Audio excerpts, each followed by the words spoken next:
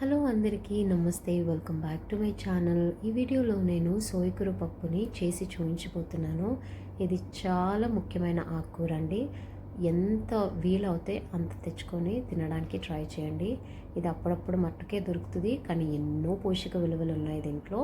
దీని తయారీ విధానానికి మనము 1 కప్పు కందిపప్పును తీసుకుంటున్నాను. కడిగి తీసుకొని వచ్చి దాంట్లోకి 1 కప్పున్నర నీళ్ళని పోసి ఒక అరగంట సేపు నానబెడదాము. నానబెట్టిన తర్వాత 3 నుంచి 4 విజిల్స్ వచ్చిన తర్వాత కుక్కర్ని కట్టేయండి. సో ఇంతే, పప్పుని తయారు చేసుకొని పక్కకు పెట్టేసుకోవాలి. తర్వాత ఇప్పుడు ఎవరైతే సోయకూర నాకు తెలీదు ఎలా వండాలి, నేను ఫస్ట్ టైం అనుకున్న వాళ్ళకి నేను ఈ క్లీనింగ్ ప్రాసెస్ని చూపిస్తున్నాను, ఒకసారి చూసేయండి. సోయకూర నేను 6 చిన్న చిన్న కట్టలు అవి 6 తీసుకున్నాను. ఇలా సోయకూర అన్ని కింద కాడంతా విరిచేసి పండిపోయిన ఆకులన్నిటిని తీసేయాలి. అండ్ అలాగే దీంట్లో అంతా గడ్డి దాక్కొని ఉంటుంది, సన్నగా చిన్నగా. ఆ గడ్డినంతా కూడా తీసేయాలి. ఇంతే. ఇప్పుడు ఇదంతా నీళ్లు పోసి ఒక 1/2 టీ స్పూన్ కల్లుప్పు వేసి బాగా 3 నుంచి 4 సార్లు కడగాలి. ఇప్పుడు మీడియం సైజు ఉల్లిపాయని ఇలా చిన్నగా తరిగి పెట్టుకొని పక్కకు పెట్టుకుందాము.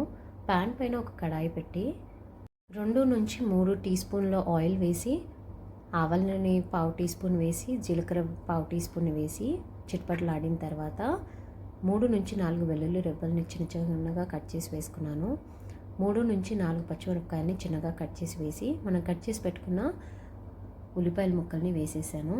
అలాగే కరివేపాకు ఆకుల్ని వేసి 2 ఎండుమిరపకాయలని అలా కట్ చేసి వేసాను. ఇప్పుడు మనము సోయకూరని కడిగి పెట్టుకున్నాం కదా, అలా సగానికి కట్ చేసి ఎంత వీలైతే అంత చిన్న చిన్నగా కట్ చేసుకోవాలి.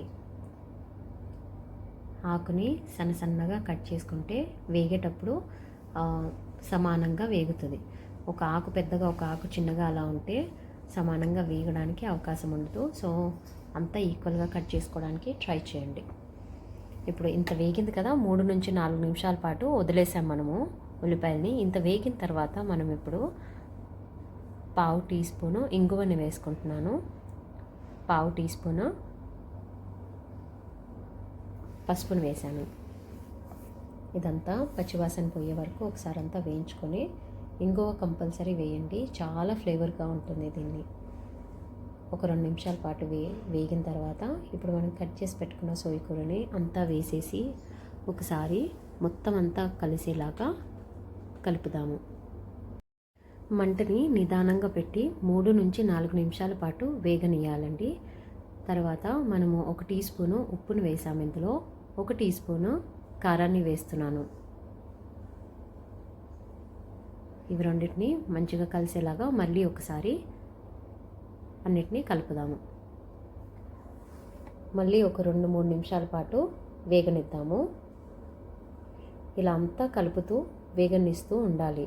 ఇప్పుడు చూసారా మనం చిన్న మంట పెట్టి వేయిస్తూ ఉంటే అడగంటకుండా బాగా ఉంటుందన్నమాట. ఇప్పుడు దీంట్లోకి 2 ఎర్రని టమాటాలని తీసుకున్నాను, అలా చిన్నగా కట్ చేసి. ఇప్పుడు ఈ వేగింది కదా మొత్తం అంతా 2 నుంచి 3 నిమిషాల పాటు వేగిన తర్వాత ఇలా ఉంది చూడండి. దీంట్లోకి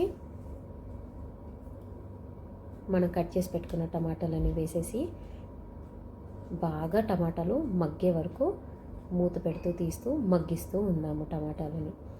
సో సోయకూర లాభాలు ఏంటంటే మెదడుకి చాలా మంచిది, మెమరీ పవర్ని ఇంక్రీజ్ చేస్తుంది, ఇంటెలిజెన్స్ని పెంచుతుంది, పొట్టకి చాలా మంచిది, పొట్ట సంబంధించిన సమస్యలని దూరం చేస్తుంది, మళ్ళీ కళ్ళకి చాలా మంచిది. అండ్ దీంట్లో వైటమిన్ సి, వైటమిన్ ఏ చాలా ఎక్కువగా ఉంటుంది, ప్రోటీన్ చాలా ఎక్కువగా ఉంటుంది. సో తప్పనిసరిగా మనము వాడడానికి ట్రై చేయాలి. ఇప్పుడు అంతా వేగిపోయింది కదా, టమాటా అంతా దగ్గర పడి వేగింది కదా, ఆ వేగిన టమాటా అంతా దాంట్లో మనము ఉడకబెట్టి పెట్టుకున్న పప్పుని వేసి ఒక 1/2 గ్లాస్ అంత నీళ్ళు పోసి కలుపుతూ ఉన్నాము. మొత్తం అంతా మనం ఫ్రై చేసిన టమాటాలు మళ్ళీ సోయకూర అంతా మొత్తము పప్పులోకి కలిసిపోయేలాగా నిదానంగా కలుపుతూ ఉండాలి. ఎక్కడ కూడా పప్పు ఉండల్లాగా ఉండకూడదు, లేకపోతే అస్సలు బాగా ఉండదు. మీరు ఉప్పుని ఒకసారి ఈ టైంలో చూసి అడ్జస్ట్ చేసుకోండి. కన్సిస్టెన్సీ ఎలా ఉండాలి అంటే నేను చూపిస్తున్న విధంగా.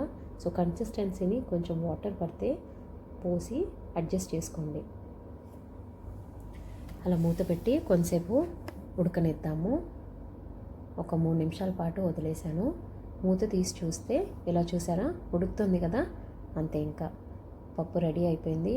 ఎంతో టేస్టీగా ఎన్నో పోషక విలువలున్న సోయకూర పప్పుని కంపల్సరీగా తినండి. మీకు లాభాలు కంపల్సరీగా కనపడతాయి.